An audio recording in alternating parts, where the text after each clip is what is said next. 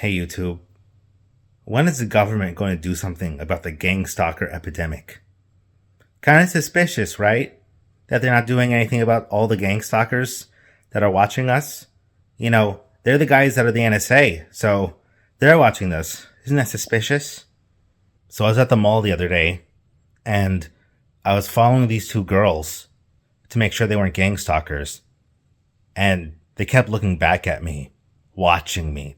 So I kept having to follow them to make sure they weren't gang stalkers. And as I kept following them, they kept looking back at me suspiciously.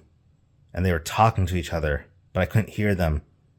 So that only confirms they were gang stalkers. The thing about gang stalkers is, it's hard to prove, right? Like, how do you prove it? But here's the thing you have to understand. Have you heard of virtual DNA? That's right. Virtual DNA. They say virtual DNA has the observer effect applied to it. The observer effect is a concept in quantum physics that states that when you observe something on a quantum scale, that you observing it actually changes it. The same way when you look at virtual DNA, it destroys itself to avoid detection. We have eyewitness testimony of scientists who have seen cells destroy themselves to show that we have virtual DNA, but they can't prove it. But because we have eyewitness testimony, that's all the proof we can ever get. Long ago, interdimensional demon gang stalkers projected a virtual human onto Earth in order to breed with us. This human has been passing on its DNA so that each generation, its DNA infects more and more humans. Those infected are human puppets in which the interdimensional demons can watch us through our eyes so they can watch our every move. They can see everything we can see, so they're always monitoring us. The thing is, we can't know which one of us is one of the gang stalker puppets, but there are things we can do to combat it. The first thing we need to do is to stop breeding. That's right. Stop having sex. If we stop having sex, then we can't pass on the interdimensional demon DNA to our next generation, so they can't observe us anymore. It's our responsibility to defeat the gang stalkers.